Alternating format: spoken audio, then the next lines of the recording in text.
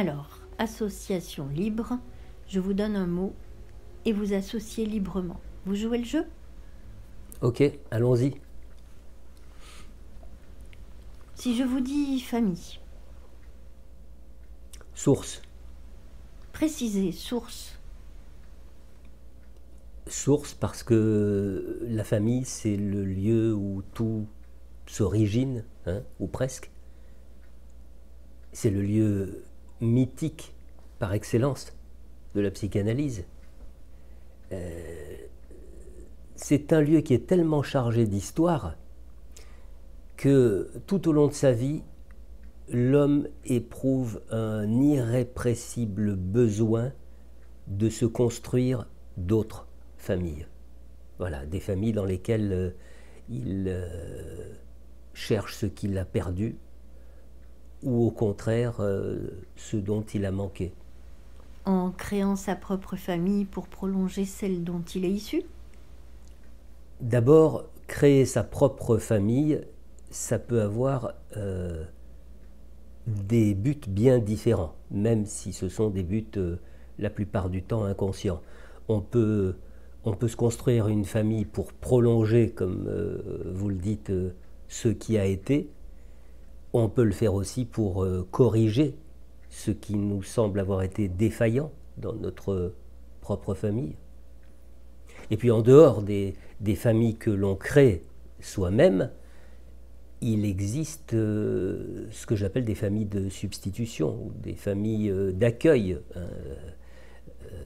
La vie associative, par exemple, dans laquelle nous nous agrégeons à des personnes qui partagent un sujet qui nous ressemble. Donc nous allons vers ces personnes parce que nous reconnaissons en elles une partie de nous.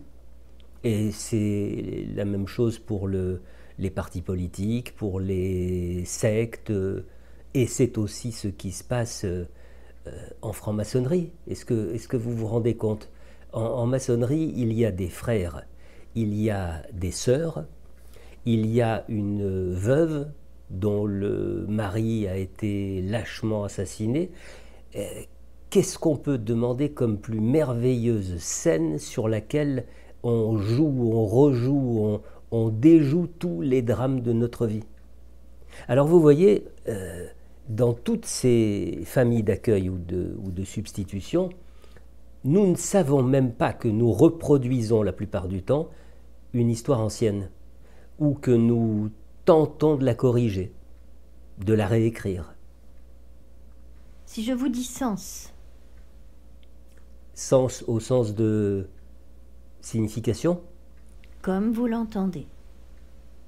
D'un côté, j'entends le mot comme direction, une direction choisie inconsciemment tout au long d'une analyse, et puis je l'entends aussi comme signification, et puisqu'il est question ici d'association libre, je dirais qu'en psychanalyse, le plus important, c'est de ne pas chercher de sens, hein, au sens de la signification.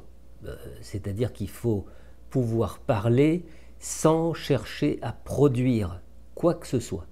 Et je trouve que, justement, quand on se laisse aller, vraiment aller à ces moments presque, comment dire, hors de soi, tellement on ne se préoccupe plus de l'intérêt de ce que l'on dit, on ne se préoccupe plus du fait de juger si c'est intéressant, si c'est cohérent, logique, acceptable, etc., etc. Alors dans ces moments-là, ça ressemble presque à des moments de folie, quoi, à des moments de délire. Et c'est dans ces moments-là qu'apparaît quelque chose, hein, que surgit une autre densité de la parole, presque une matière, vous voyez, une matière à pétrir, une stupéfaction, une lumière, l'inattendu. Voilà, l'inattendu. Si je vous dis psychanalyste, C'est vaste. Mais ce qui me vient tout de suite à l'esprit, c'est vierge. Vierge parce que ce qui constitue pour moi un analyste dans ses qualités, pour ne pas dire dans son éthique, eh bien c'est la virginité avec laquelle il accueille chaque nouveau patient. C'est-à-dire un accueil qui doit se faire dans une totale absence de savoir, dans une absence de prétention à savoir comment résoudre les difficultés de cette personne, les difficultés qu'elle vient déposer devant nous. Et puis, j'ai dit chaque nouveau patient, mais je vais encore au-delà. C'est lors de chaque nouvelle séance que nous devrions accepter de nous retrouver presque nus, si je peux dire, hein, sans nous appuyer sur nos expériences passées, sans nous appuyer sur nos connaissances. Et je crois que c'est le seul moyen de respecter ce qui fait la singularité de chaque patient. Et donc d'être toujours neuf, inventif, ouvert, vierge de tout a priori. Si je vous dis croyance, c'est encore plus vaste.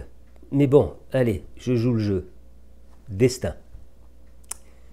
Voilà, destin parce que ce qui me vient, c'est le destin des croyances en psychanalyse. La chute, la fin d'une illusion, la désillusion.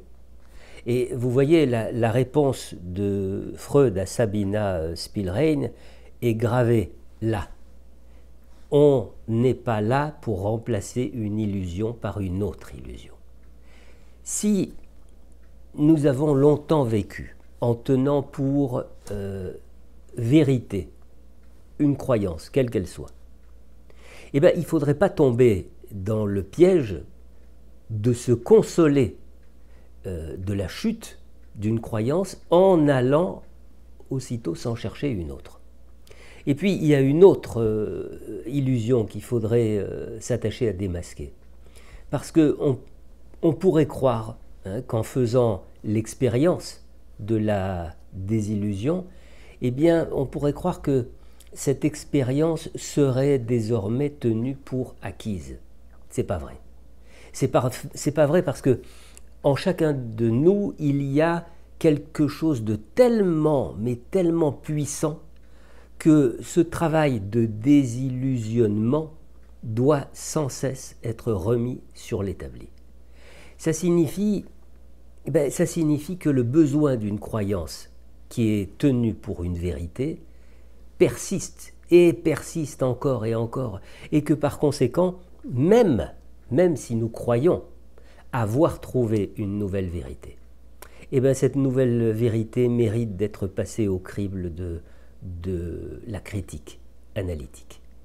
Et on se rend compte que la plupart du temps, la fausseté, l'inexactitude, l'invalidité apparaît. Et alors, plus nous avançons dans l'écroulement de ce château de cartes qui est sans arrêt rebâti, hein, et plus nous voyons d'une façon très crue la confirmation que nous sommes seuls. C'est à ça que servent les croyances. Hein. Elles servent à croire que nous ne sommes pas seuls. Eh bien pour moi, l'analyse, c'est se rendre compte que nous n'avons pas à chercher un appui quelconque auprès duquel nous adosser, auprès duquel nous rassurer. Si je vous dis bonheur. Ben là, je vous réponds tarte à la crème. Hein. Si l'on a les deux pieds bien ancrés dans la société, et si on a l'impression de s'y sentir parfaitement à l'aise, alors le bonheur, c'est quoi? C'est la vie facile, la vie confortable, un bien-être idéal, une espèce de nirvana. Hein. Et je peux parfaitement comprendre qu'une telle vérité soit bienfaisante et rassurante. Seulement, question. Est-ce qu'il est préférable de vivre sur une illusion rassurante ou alors accepter une vérité qui fait mal? il y a de très nombreux philosophes qui l'ont dit de cette façon, ou d'une façon un peu approchante. Hein. Il faut quand même dire que la psychanalyse, ça n'est pas un anxiolytique, ça n'est pas un shoot d'euphorisant. Donc le bonheur, oui, mais à une condition impérative, à la condition de la lucidité. Donc vivre mieux, je crois que vivre mieux, c'est penser autrement, c'est penser clair. Voilà. Si je vous dis normal, Condition humaine. c'est-à-dire, Eh bien, devrait être considéré comme normal ce qui fait partie de notre condition humaine. Et ça n'est pas toujours le cas. Et j'ai presque envie de dire que c'est de plus en plus rarement le cas. Parce que voyez autour de vous comment des états, des humeurs, des ressentis hein, peuvent être très rapidement médicalisés parce qu'ils apportent de l'inconfort dans notre vie. Or, la tristesse, pour ne prendre que cet exemple, ça n'est pas une maladie. L'angoisse, ça n'est pas une maladie. Alors, que ce qui relève de la maladie soit traité par la médecine, oui, évidemment, mais tout le reste, ne peut pas faire l'économie de la parole, du passage par la parole. Je crois que la soumission à la croyance en une toute-puissance de la science et de la médecine, c'est un évitement illusoire de ce qui fait notre condition humaine. si je vous dis wok, Cuisine asiatique. et c'est tout? Oui, c'est tout, parce que sinon, ça va faire monter ma tension.